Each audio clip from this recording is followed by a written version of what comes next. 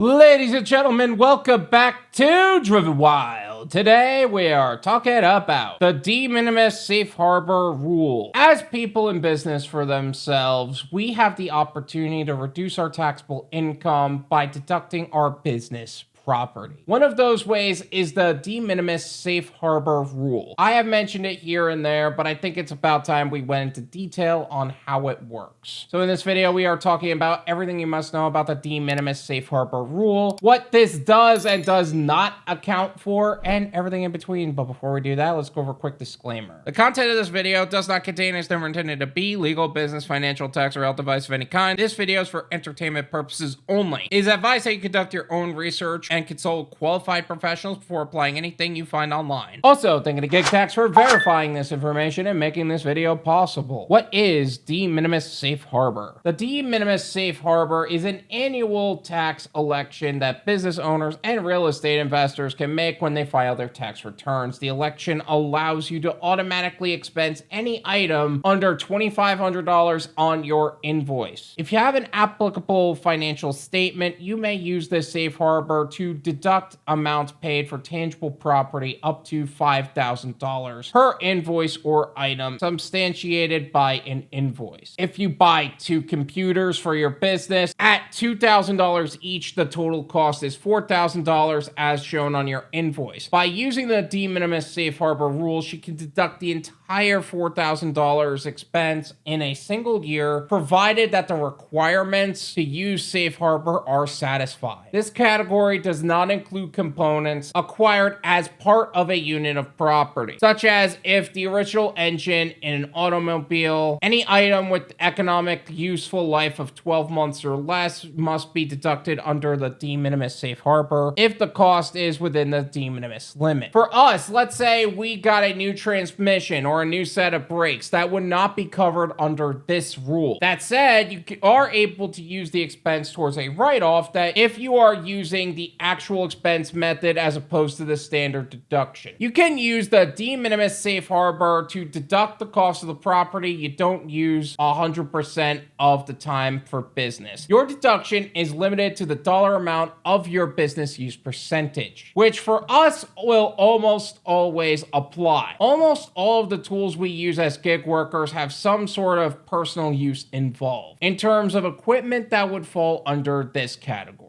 What can't be deducted under the de minimis safe harbor? The safe harbor cannot be used to deduct the cost of land, inventory, items held for sale to customers, certain spare parts for machinery or other equipment, or amounts that you pay for property that you produce or acquire for resale. So for all my resellers and thrifters out there, this will not apply to you. What is the de minimis safe harbor expense limit? The maximum amount you could deduct under the de minimis safe harbor depends on whether your business has an applicable financial statement for the year, such as a certified financial statement a CPA prepares. Certified financial statements by CPAs usually cost at least several $1,000s, and few small businesses have them. Or a financial statement other than a tax return your business files with the SEC or other state or federal agency that isn't the IRS. For example, Form 10K or an annual statement to the shareholders. Now, only larger corporations that are publicly traded usually have such statements. If you don't have such a financial statement, you may use this de minimis safe harbor rule for property that doesn't cost more than $2,500 per invoice or $2,500 per item as substantiated by the invoice. This amount was $500 in the original version of the regulation, but the IRS increased it to $2,500 effective in 2016. If the cost exceeds $2,500 per invoice or item, no part of its cost may be deducted using the de minimis safe harbor. Going back to our earlier example, you purchased 2 computers for your business at $2,000 for each. Total cost is $4,000 indicated by the invoice. You have accounting procedures in place at the beginning of the year to expense items, amounts paid for the property costing less than $2,500, and you treat the amount paid for the computers as an expense on her books and records. The amount paid for computers meets the requirements requirement for de minimis safe harbor, you may currently deduct the entire amount as ordinary and necessary business expense. If you have an applicable financial statement, then you can increase the per item per invoice up to $5,000.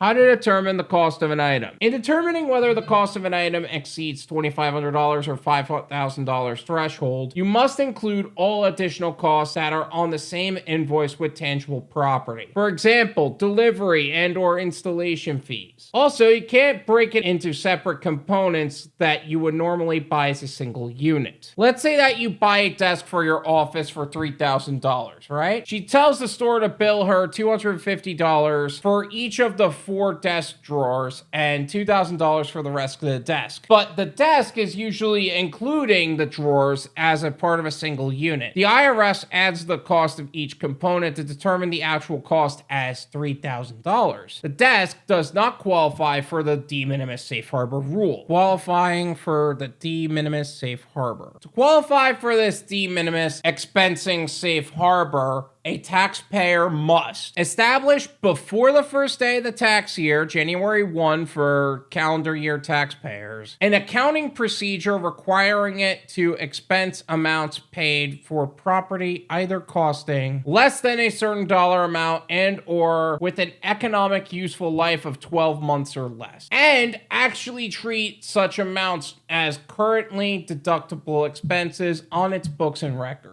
If you have an applicable financial statement and wish to qualify to use the $5,000 de minimis limit, your accounting procedure must be in writing and signed before January 1 of the tax year. If you don't have such a statement and only qualify for a $2,500 limit, you don't need to put this procedure in writing, although you still may do so, but it should be in place before the first of the year. Now, of course, claiming these deductions and many more opportunities to reduce your taxable income, having the proper paperwork to back it up means you're best off talking to a qualified tax professional to make sure your statements, paperwork, and everything else is in order, and that's where GigTax is here to help. As somebody who has ventured into self-employment via food delivery apps, the income is promising. That said, you are faced with challenges such as navigating taxes as a self-employed individual and transforming your gig into a sustainable business. GigTax was founded by Joseph Mayo, a seasoned gig worker with over 7,000 deliveries across 7 platforms since 2020. They understand the challenges of freelancers, rideshare drivers, couriers, online sellers, and gig workers of all kinds. Their #1 tax preparation service is designed to maximize your tax savings and save you time, energy, and money. Enjoy exclusive discounts on tax prep services, as well as a range of other benefits such as electronic filing,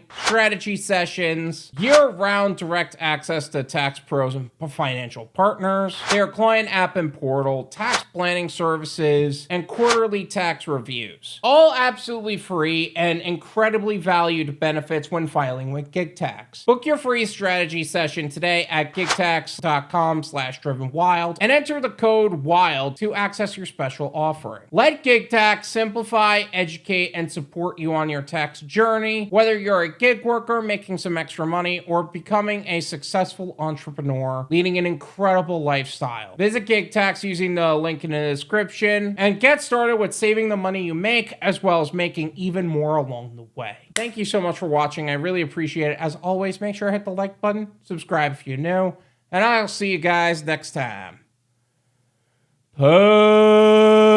Peace.